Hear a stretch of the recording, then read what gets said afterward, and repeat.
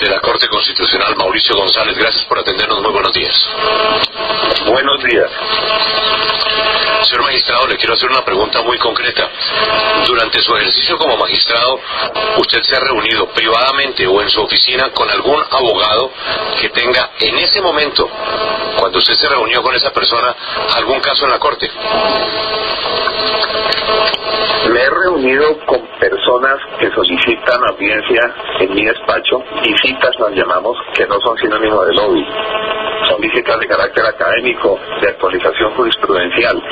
Cuando en alguna ocasión algún abogado o no abogado me solicita la selección de una tutela o me va a hablar de una tutela, inmediatamente le digo, señalándole un papel que tengo colgado, que tengo puesto en la puerta de la oficina, y le expreso si tiene alguna inquietud en relación con un caso que esté fallándose o tramitándose o por tramitar en la Corte Constitucional, le ruego el favor de que vaya al segundo piso y presente un escrito correspondiente y con mucho gusto lo encaminaremos. A eso se reducen las reuniones que yo tengo.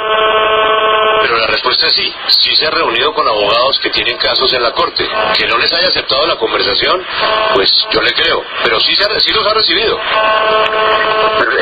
Solicitan cita abogados, sí. Solicitan cita miembros de organizaciones no gubernamentales, sí. Solicitan cita personas de las universidades para consultar asuntos jurisprudenciales también. Doctor González, el reglamento lo que prohíbe es que usted se reúna con abogados que tengan casos en la Corte. Tiene expresamente prohibido reunirse con ellos, o en privado o en su despacho. Eso está prohibido. Exactamente. ¿Y usted se ha reunido con ellos? Por eso, no, exactamente, y por eso apenas una persona, repito, abogado o no, porque usted sabe que las tutelas las puede tramitar un particular sin necesidad de abogado. Abogado o no, funcionario público particular, me va a hablar de una tutela, cancelo la reunión y lo remito a que presente un escrito en el segundo piso donde se reciben los papeles de cualquier ciudadano. De esta manera, reunión sobre un asunto que verse en materia jurídica con constitucionalidades o tutela no sostengo, Julio. Sí, doctor González, ¿se ha reunido usted con ex magistrados de la Corte Constitucional? No, Julio. En mi despacho estuve verificando las visitas para poder contestarle a quien me hiciera la pregunta, y la respuesta es que no tengo registros en mi oficina de visitas de magistrados de la Corte Constitucional. En restaurantes, en clubes, en salones privados de clubes, ¿no se ha visto usted con exmagistrados de la Corte Constitucional? Bueno, como es de público conocimiento y reserva del sumario, sí confirmo que en una ocasión almorcé con el magistrado Rodrigo, el entonces exmagistrado Rodrigo Escobar, quien, como se dijo en la prensa, me mencionó un tema de Fidupetrol y simplemente le dije que sobre eso no íbamos a hablar. Él tampoco me mostró intención de seguir conversando sobre el tema, de manera que no se habló más sobre el asunto. Eso sí fue cierto y así lo dije a la prensa. Ahora, a uno lo abordan personas y le tocan un tema. No quiere decir eso que uno le trabe relación o conversación con la persona sobre ese tema frente al cual no debemos hablar con las personas. Doctor Mauricio, el columnista Daniel Coronel hace un perfil bastante fuerte contra su formación como abogado. Llega a sugerir que usted se salvó de ser abogado por cuenta de su esposa, que le firmó el cartón, pero además adjunta una grabación absolutamente penosa de una conversación suya con el entonces poderosísimo senador Mario Uribe. Era ni más ni menos que el primo hermano del presidente y uno de los hombres más poderosos en el Congreso de la República. Hablan ustedes de cómo quedaría la terna, de cómo presentar una terna limpia. Habla usted de detalles del ministro del Interior. En fin, estaba usted reportándole al senador cómo queda la terna y pidiéndole su apoyo. Después de escuchar esa conversación, ¿usted va a renunciar a la Corte? Mire, le comento esto, Julio. Pongámosle un poquito de contexto y con mucho gusto le doy todas las explicaciones. En primer término, esto ya lo había mencionado él durante mi proceso de postulación a la Corte Constitucional hace 8 años, 7 años y medio, y yo le respondí a su columna en Semana, dándole las explicaciones que ahorita voy a repetir a la opinión pública. Lo primero, hablé con el doctor Mario Uribe como jefe de un partido pequeño, con una pequeña bancada, pero jefe de un partido en ese momento, con asiento en el Congreso de la República, en virtud de que las reuniones que yo hice con los senadores, que son quienes nos eligen, fue una reunión de bancadas. Yo no hice reuniones en los pasillos del Congreso ni en las oficinas de los congresistas, sino reuniones de bancadas. De esta manera hablé con todos los jefes políticos para manifestarles que estaba alternado para la Corte Constitucional y expresarles si tenían interés en reunirse conmigo. Muchos de ellos, antes de que yo los llamara, ya me ubicaron para proponerme esa reunión de bancadas. Y así lo hice con el Partido Liberal, con el Partido Conservador, con Centro Democrático, con el Partido de la U. Ese fue mi procedimiento para llegar a la Corte. Ahora se preguntará usted, ¿y qué hacíamos en esas reuniones de bancada? Pues lo que hacían los partidos era examinar mi hoja de vida y evaluar mis conocimientos constitucionales y las tendencias de pensamiento jurídico que yo tenía. Entonces, por ejemplo, me preguntaba alguno, ¿usted es amigo de la tutela contra sentencias? Yo le respondía, sí, por esto y por esto. Me decían, ¿usted fue viceministro de Justicia? ¿Qué temas constitucionales siente que la justicia debe reforzarse o que la Corte... Bueno, en fin, hablábamos de esos temas. Le quiero comentar algo, anticipándome a cualquier suspicacia de la opinión legítima, por supuesto. En mi despacho no he nombrado a una sola persona recomendada por un senador que me eligió y por un congresista. En mi despacho tengo abogados que por hoja de vida he considerado deben formar parte de la Corte Constitucional. En segundo lugar, iba a pasar al segundo punto, esta es la lección, iba a pasar al segundo punto, que era el de mis estudios universitarios en la Universidad del Rosario. En primer término, como dice el columnista Coronel, mediocre no. Yo cumplí académicamente, me gradué cumpliendo todos los requisitos normales que cualquier estudiante tiene que llenar para ser abogado de la Universidad del Rosario. Cuando comencé mi proceso de grado, Marcela Monroy acababa de posicionarse como decana y evidentemente tramité ante la decanatura temas, solicitudes de preparatorios, fíjenme fecha para examen de tesis, etcétera. Más, de ninguna manera. Al cabo de 5 o 6 años nos casamos, sí, eso es de público conocimiento. ¿Qué tiene eso de malo? ¿Qué tiene eso de malo acaso? ¿Cuál es la suspicacia con eso? En el punto de que soy que fui un estudiante holgazano mediocre, no, pues el columnista Coronel, quien no me conoce, a quien yo no conozco, con quien he hablado una vez por teléfono en la vida recientemente con ocasión de estos sucesos últimos, dice que yo era un estudiante holgazano y mediocre, pues bueno, que lo diga, es su opinión libre, pero la verdad, yo tuve una vida intelectual y una actividad estudiantil muy intensa en la Facultad de Derecho de la Universidad del Rosario. Fundé periódicos, lideré en mi curso la representación estudiantil ante el Consejo Estudiantil de la Facultad de Derecho. Fui el primer estudiante de la Universidad del Rosario que tomó asiento en el Consejo Académico de la Universidad por elección de sus estudiantes. Fui monitor de Historia de la Filosofía Política en 4º y 5º año de Derecho por concurso. Tuve una vida intelectual y humanística muy intensa, con una gran cantidad de actividades extracurriculares, y en modo alguno considero que eso sea mediocre. Pero igual, Julio, el columnista Coronel me dejó joven. Él sigue hablando de los rasgos de mi personalidad o de mi formación de hace 40 años cuando ingresé a la Facultad de Derecho de la Universidad del Rosario. Por supuesto que ha corrido mucha agua bajo el puente.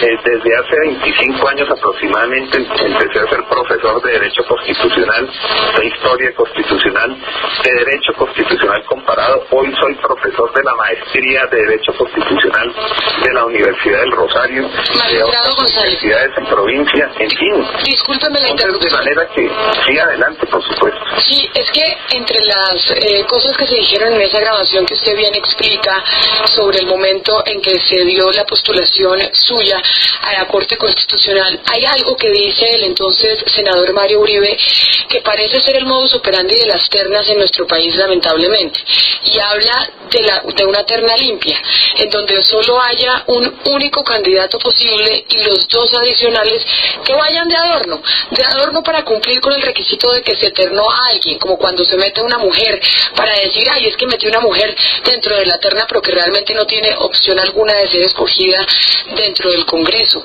¿Sabía usted o quería usted o habló en ese momento con el Ejecutivo para que hicieran una terna, así como denominan limpia, como le pidió el senador Uribe, para que votaran por usted? No, Camila, eso también se lo debía haber referido hace 7 años y medio al congresista Coronel en la carta que me envió a semana. No, en modo alguno. Mire, le digo 2 cosas. A partir del momento en que me manifesté yo, al presidente Uribe, que tenía interés en estar en la Corte Constitucional, nunca me volvió a hablar del tema, incluso bajo disgusto. No me volvió a hablar del tema. Me enteré cuando fui notificado de que había quedado en la terna, pero nunca volví a hablar con él del tema. Y en segundo lugar, con el ministro Holguín tampoco. Yo de origen liberal, el ministro Holguín, un ministro, un hombre muy respetable, muy honorable, que solo me generaba ese tipo de respeto para ir a, digamos, jefe del Partido Conservador, para ir a abordarlo yo, a incidir en la terna, bien para que me incorporaran a mí o bien para que quedaran otras personas, jamás, ni con el presidente de la República ni con el ministro del Interior, en modo alguno. Eso yo ya lo había dicho hace 7 años y medio, pero con mucho gusto lo vuelvo a repetir. No intervine, no podía, ni debía, ni lo hice. No hice ninguna intervención en la terna. De hecho, casi que yo no salgo postulado. Eso fue una cuestión de última hora. Pero la respuesta es categórica, Camila. No intervine, no pude intervenir, ni lo hubiera hecho, porque yo no soy así, yo no tengo ese talante. Magistrado, ante su respuesta sobre si se ha reunido o no con abogados dentro de su oficina en la Corte Constitucional, usted responde que sí, que no, para hablar de tutelas, que inmediatamente los remite al piso de tutelas dentro de la Corte, pero dice que esas reuniones con los abogados son para actualizarse y actualizarlos. ¿Actualizarse y actualizarlos de qué, magistrado? No. Lo que estoy diciendo es que toda visita no puede ser sinónimo de lobby. Hay visitas, por ejemplo, las organizaciones no gubernamentales de defensa de derechos de los indígenas o de la población LGTBI me han visitado. ¿Qué hablo con ellos? Sobre precedentes jurisprudenciales. Como ¿qué ha dicho la Corte? Por ejemplo, si yo he sido ponente en el pasado de alguna sentencia que se haya aprobado, que está publicada, que ya está en la página web, es habitual que le lleguen a uno personas, organizaciones de este tipo, organizaciones sociales, facultades de derecho, estudiantes, a decir, magistrado, ¿por qué no hablamos un poco de esa sentencia del año pasado, etcétera, etcétera? ¿Cuál es la línea jurisprudencial de protección de los derechos de las parejas del mismo sexo? ¿Qué ha dicho la Corte en materia de protección a la jurisdicción indígena? ¿Qué hace la Corte en relación con la protección del fuero sindical? Todas esas son temáticas que personas que le piden cita a uno pues se la proponen, y que no significa que se está haciendo lobby, sino por el contrario, consulta jurisprudencial, actualización. Más aún, le comento, hay congresistas juiciosos que van a presentar un proyecto de ley, y para estar seguros de que lo que van a presentar no riñe con decisiones de constitucionalidad que ha tomado la Corte, le preguntan a uno, mire, voy a presentar un proyecto, supongamos, sobre el deporte. ¿Qué jurisprudencia ha tenido la Corte en la materia? ¿Qué cosas juzgadas constitucionales hay para no hacer el papelón de presentar un proyecto de ley respecto del cual la Corte Constitucional ya ha dicho que no se ajustaría a la Constitución? En fin, son consultas de diversa índole. Ahora, en el caso concreto, cuando un abogado o un ciudadano, porque como lo dije hace un instante, las tutelas las puede presentar un ciudadano sin necesidad de abogado, le pregunta a uno, ¿qué posibilidades tengo yo de que me seleccionen una tutela entre las 30.000 tutelas mensuales que llegan a la Corte? Se le responde, mire, yo de eso en eso no puedo intervenir, no puedo hablar con usted de eso. Diríjase al segundo piso y entonces pues radica su solicitud, su petición, y la Corte, la sala de selección correspondiente, se la estudiará. De manera que uno recibe personas que a veces le preguntan unos temas y a veces le van a preguntar sobre un tema concreto de un asunto que puso en la Corte. Cuando eso ocurre, invariablemente lo remito a que presente por escrito en la dependencia correspondiente. Magistrado González, ahora sobre el caso específico de Fidupetrol, yo no he logrado entender por qué usted, ante lo que dijo el abogado Pacheco respecto a que el magistrado Pretel había usado su nombre para pedir un soborno de 500 millones de pesos para la revisión de tutela de Fidupetrol. Uno, usted no pidió investigación desde octubre cuando se enteró de esos supuestos hechos, sino que espera que el magistrado Pretel... Perdóneme, lo siento. No me enteré de octubre. Eso no es así. El magistrado Pretel nos dijo aquí el viernes que usted tuvo una conversación con él en octubre diciéndole que se había enterado de eso y que estaba un poco confundido por esos hechos, y que el magistrado Pretel le pareció que era tan descabellada la acusación contra él que ni siquiera le prestó atención, que no sabe por qué usted esperó después, hasta cuando estaban en el proceso para elegirlo a él presidente de la Corte Constitucional, para decidir pedir una investigación a la Comisión de Acusaciones de la Cámara, pero que usted mismo le dijo que si todo salía bien en esa investigación, entonces usted podía votar por él para ser elegido presidente de la Corte, y él lo dijo claramente. Fue en octubre cuando tuvimos la primera conversación sobre ese tema. No, Camila, no. Es decir, si escuché la prolongada conversación del doctor Pretel, lo que él dijo fue que el mismo día, 4 de febrero, al otro día que el doctor Vargas me contó de la conversación con el abogado Pacheco, el 4 de febrero, cuando le comuniqué a Jorge Pretel que no iba a votar por él en virtud de las sospechas que me han surgido, dada la versión de que se estaba utilizando mi nombre en sobornos de sentencias judiciales, él manifiesta que se quedó sorprendido y que después subí a mi despacho a horas del mediodía y yo le amplié lo que ha sido puesto bajo mi conocimiento, es decir, que se trataba de una tutela de Fidupetróleo, que se había pedido una suma escandalosa de dinero, que se había involucrado mi nombre, que se había involucrado el nombre de mi hijo y de la mamá de mi hijo, mi señora. De manera que pues yo no he escuchado que el doctor Pretel haya dicho eso. Si lo ha dicho, pediré ampliación de mi declaración ante la Comisión de Acusaciones, porque lo cierto es que yo me enteré el 3 de febrero de este año a las 7 de la noche en el despacho de Luis Ernesto Vargas, colega de la Corte Constitucional. Doctor González, yo le tengo unas preguntas concretas para respuestas muy concretas. El doctor Pretel dijo que había sido invitado a la casa del señor Fiscal General de la Nación en varias oportunidades. El propósito era el tema de la justicia transicional, con la que el doctor Pretel no estaba de acuerdo. Pero eran reuniones amables en donde el fiscal pues trataba de explicar los beneficios y la necesidad de no darle cárcel a los jefes de las FARC. ¿A cuántas de esas reuniones usted fue? A ninguna, Julio. Ninguna. La otra pregunta es, Durante todo este tiempo que usted ha estado como magistrado de la Corte Constitucional, ¿cuántos negocios han sido tratados en la Corte relacionados con el despacho de abogado de su ex esposa? Me repite, Julio, se me interrumpió un momento. ¿Cuántos negocios? Su ex esposa es una exitosísima abogada. Durante su tiempo como magistrado en la Corte, ¿cuántos temas de ella han sido tratados en la Corte? Julio, no recuerdo. Obviamente cuando surge eso yo me declaro automáticamente impedido en virtud de tener un hijo en común. Lo último que recuerdo fue hace como un mes que ella presentó como ciudadana una acción pública de inconstitucionalidad sobre una norma relativa a funciones de la Contraloría General. Yo me manifesté impedido y la Corte, la Sala Plena de la Corte, me aceptó el impedimento, por supuesto. De manera que no tengo esa contabilidad. Sé de esa última que transcurrió hace muy pocas semanas y reitero, cada vez que ella actúa, que es muy esporádicamente ante la Corte Constitucional, manifiesto impedimento, invoca la causal correspondiente y recibo respuesta de la Corte aceptándome el impedimento y apartándome del caso. Magistrado, otra duda sobre el tema específico de Fidupetrol. ¿Por qué usted no se limita a pedir la investigación al magistrado Pretel de la Comisión de Acusaciones de la Cámara, sino que actúa en contra de él? Nosotros entendemos que ustedes tenían una amistad, pero hasta donde sabemos, ni usted ni el abogado Pacheco han mostrado una prueba de ese soborno.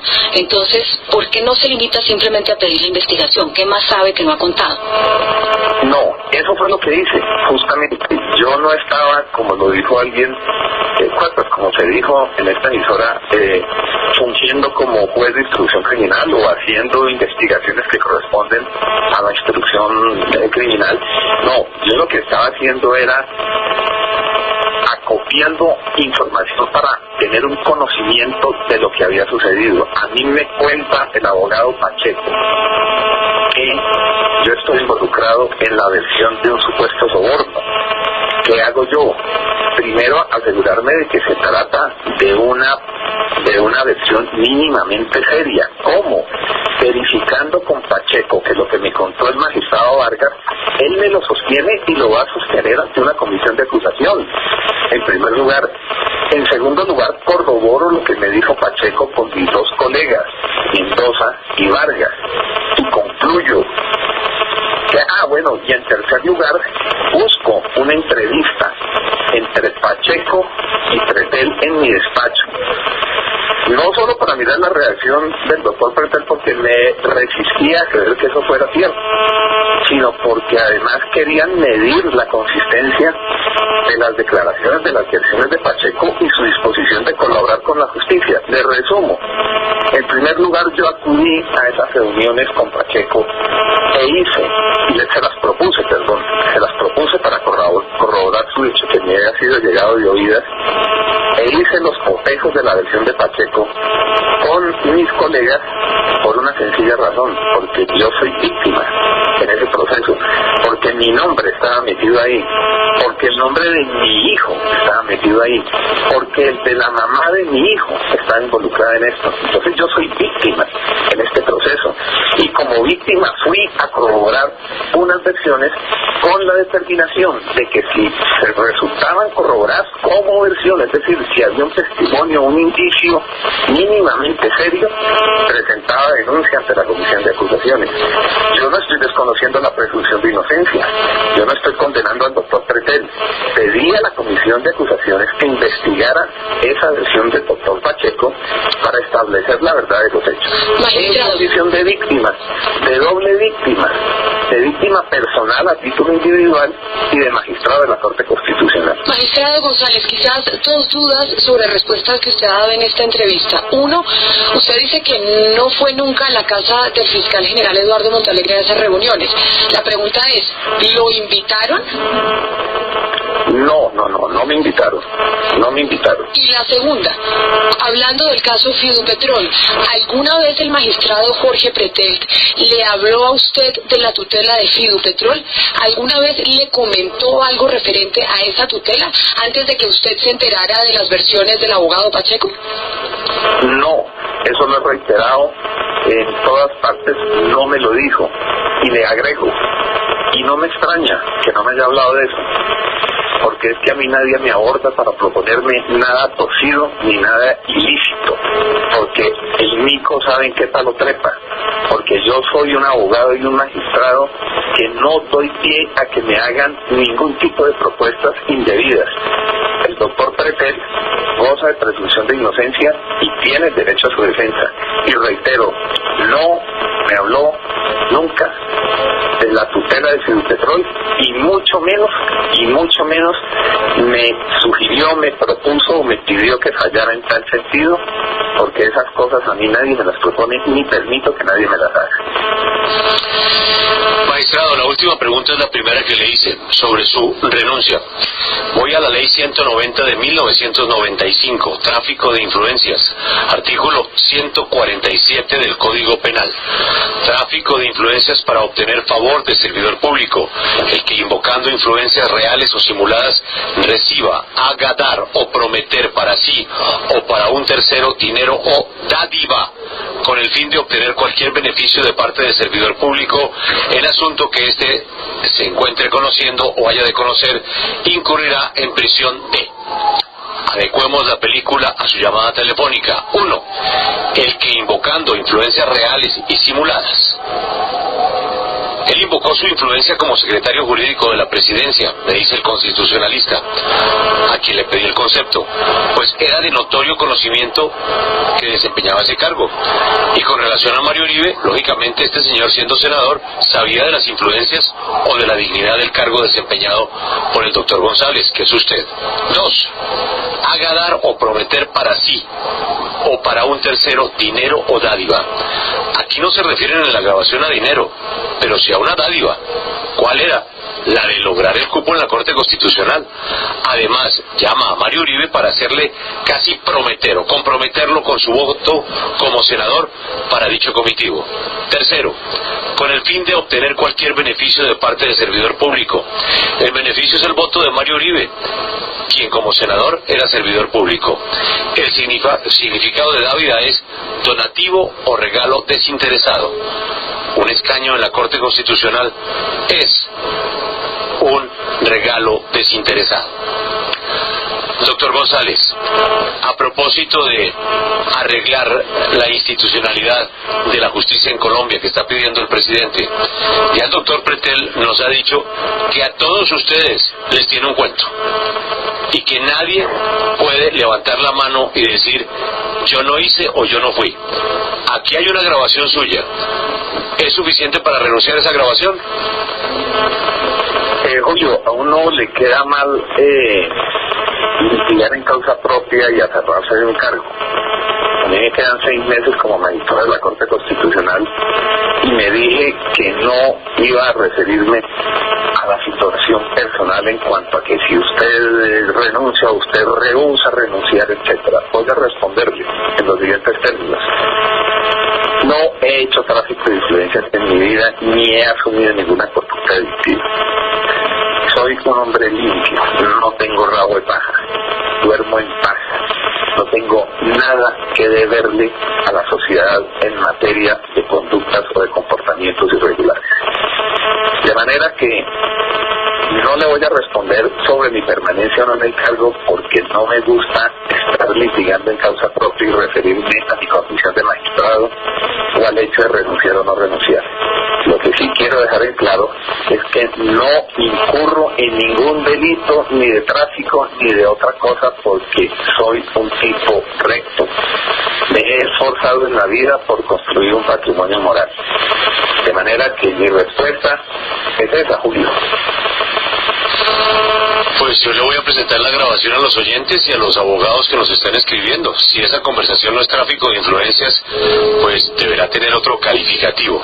Además, porque... Bueno, Julio, pero discúlpeme, Julio, pero como ya lo dije, fue una reunión, fue una conversación con un jefe de un pequeño partido político que existía en ese momento con asiento en el Congreso, en el trámite de reuniones de bancadas que sostuve con todos los partidos políticos.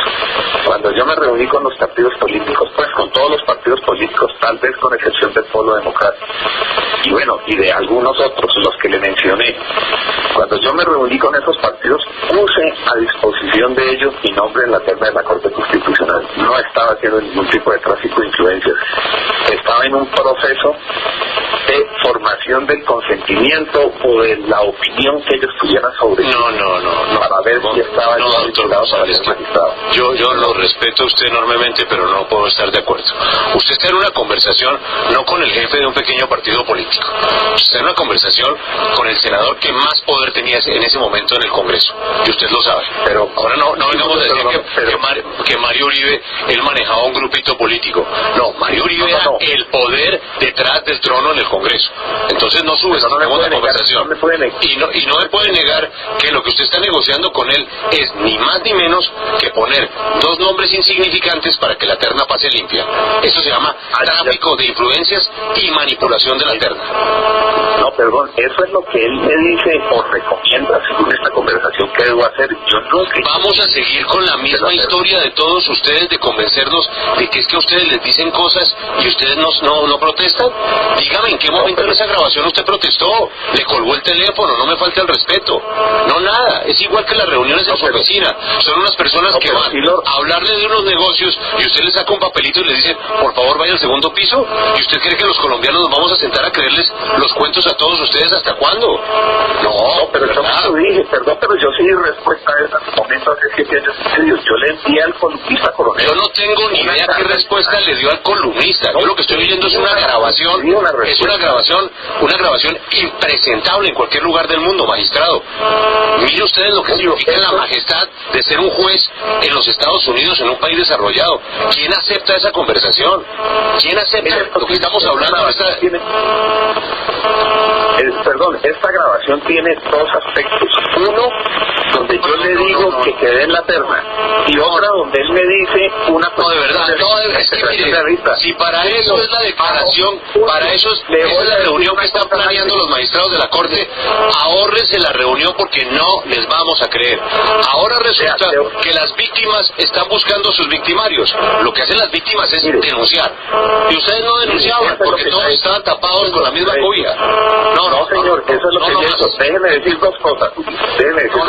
Primera. De verdad, ya estamos hasta el cuello de la verdad. Todos tienen una explicación. Que no me invitaron, que sí me invitaron, que sí estuve en el club. ¿Cuánto falta para que el magistrado Pretel les comience a sacar las foticos a ustedes? Y ahí se atemblan todos con las fotos. Sí. Responderé por lo que me digan. Pero respuesta, yo no sabía que me estaban tomando una foto. Yo pasaba por ahí, pero saludé y me fui. No, doctor González, ya no más. Hombre, Julio, ya el país está cansado de ustedes, cansado. Dos cosas. Yo puedo decir dos cosas. Creo que tengo derecho a decir dos cosas que quiero mencionar. La primera, y lo voy a decir así, bajo gravedad de juramento, digo, no intervine en la elaboración de la terna a efectos de que fueran dos personas, X o Y personas. Yo no intervine en eso. Segundo, que no denuncio, fui el que denuncié, soy el denunciante de esto, fui la persona que asumiendo un gran reto o riesgo, asumí la decisión de denunciar lo que se estaba diciendo. Doctor González, le quiero hacer una última pregunta. En la Universidad del Rosario, cuando usted se graduó, ¿cuántos abogados se graduaron con usted? Dígame la cifra, más o menos. Póngale, de mi curso eran unos 40 y pico. Dígame, ¿cuál de esos 40 y pico tenía la posibilidad de levantar un teléfono desde el conmutador de la Presidencia de la República para llamar a un senador para cuadrar su voto? Dígame si alguno de ellos, que no fuera secretario jurídico de la Presidencia, tuvo el mismo privilegio que usted. Y ahí entenderá el desequilibrio que hay en este país con el manejo de la justicia. Doctor González, suerte con su defensa. Ha sido usted muy amable. Aquí está la grabación impresentable de un magistrado de la Corte hablando con un poderoso senador, hablando con el más poderoso senador de ese momento del gobierno anterior sobre la terna de la Presidencia de la República a la Corte Constitucional, cuadrando cómo había que presentarla con nombres que no significaran peligro, por ejemplo el del doctor Pretel, y como dos valientes mujeres, según hace la denuncia Daniel Coronel, no le jalaron al jueguito de la terna limpia. Si esta conversación no es tráfico de influencias, ustedes me indicarán qué es. Aló. Gracias por comunicar al señor senador Mario Uribe. Sí, señor. Buenas tardes, le hablo a la Presidencia de la República. Sí, señor. El doctor Mauricio González desea hablarle. Sí, señor, muchas gracias. ¿Aló? Aló, doctor González. Doctor Mario, ¿cómo está usted, hombre? Bien, gracias, señor. ¿Qué ha habido usted de nuevo? Pues no, aquí que le quería contar una novedad. Dígame. Resulta que el presidente, en presencia del ministro Olguín, me dijo que iba a formar parte de la terna de la Corte Constitucional. Ah, qué bien, hombre, qué bien, qué bien. Entonces recordé sus buenos deseos en meses anteriores, cuando esto andaba todavía muy crudo, y quería contarle, doctor Mario, esperando pues que tenga la posibilidad de contar con su apoyo. Oye, ¿quiénes más van en la terna? No tengo idea, esa parte sí se quedaron el ministro y el presidente hablando de eso. Pues hombre, porque lo importante, Mauricio, es que si decidieron meterlo eso, usted que es de confianza ya, pídales que manden esa terna limpia para que no nos pongan a nosotros otros compromisos. Como tanta gente, dígale que se la limpien, pues, y para que podamos votar por usted sin... Porque es que nos salen, por ejemplo, le voy a decir una cosa, nos salen con Pretel nos ha querido comprometer a todos. Entonces si lo meten a uno en un lío. ¿Quién más? No sé qué más, pero que le pongan dos personas que no aspiren y verá, hombre, que nos ayudan mucho. Ajá, correcto. Y bueno, ya pues el cuento que la terna era de un partido y eso se acabó, ¿no? ¿Cómo? El cuento de que la terna era del partido de Olguín se acabó, ¿no? Pues sí, incluso el ministro Olguín, cuando me quedé hablando con él, me dijo no, ya esto es una decisión del presidente, por supuesto la acepto, no tengo ninguna objeción a que tú estés ahí, y vamos a ver cómo recompongo las cosas con mi partido, dijo, cómo rehago la terna. Ah, bueno, pero ojalá que nos ayuden. No, yo encantado, imagínese pues, yo encantado, tanto lo aprecio, tanto lo admiro yo. Correcto, fue lo que se limitó a decir el aspirante secretario jurídico. Correcto. El magistrado jamás denunció esta conversación, jamás contó que se iba a cuadrar una terna limpia, como efectivamente se cuadró para que él ganara. Sí, faltan 6 meses, pero nunca es tarde para precisamente demostrarle al país que se quiere hacer un cambio. Y reconocer esto, nos van a tener gota a gota todas las semanas. El cartapacio que tiene el doctor Pretel es gigantesco, totalmente documentado, y ella no tiene problema, él está liquidado, absolutamente liquidado. Él ahora tiene un fuego cruzado de coincidencias y de explicaciones y de lotes y de la señora y de la familia y del papá y de todo, le está cayendo todo encima. Pero ¿fue el único? Parecería que no. Esta conversación indica otra cosa. Son las... Sí, Camila. Julio, es que evidentemente entiendo su indignación, y esa es la indignación que sienten los ciudadanos cuando se enteran de cómo llega la gente a los altos cargos en el país. No solo los magistrados, es que acuérdese usted cuántas veces estamos hablando aquí, por ejemplo, de los ternados a la Contraloría, cómo entonces hay una pelea entre el expresidente César Gaviria porque tiene un candidato, con el fiscal general porque tiene otro candidato que es el doctor Maya, o porque resulta que unos tienen candidato para la Procuraduría, o porque los altos poderes quieren que llegue tal persona a la Corte Constitucional, porque la doctora Ortiz, magistrada hoy de la Corte, trabajaba dentro de la Fiscalía y hoy tiene familiares trabajando con el doctor Montalegre, etcétera, etcétera, etcétera. Pareciera ser que en este país, ante la pregunta que usted le hizo al magistrado González, en donde le menciona cuántos abogados se pagaron con usted, cuántos tienen la posibilidad de levantar un teléfono y poder llamar a pedir una recomendación. Eso claro que pasó con el magistrado González, como lo evidenciamos en la grabación, pero lamentablemente pasa en todas las instancias del país y en todas las instancias a las organizaciones que quieren acceder las personas para tener un cargo. Por eso la gran pregunta hay que comenzar. Esta mañana, cuando yo le decía lo que nos decían algunas personas de la Fiscalía, es ¿por qué el fiscal le pide una recomendación al magistrado Pretel para nombrar a la directora de la seccional de Córdoba? ¿Acaso es que no existen los concursos de méritos? ¿Acaso es que vamos a seguir nombrando por cuenta de las recomendaciones políticas?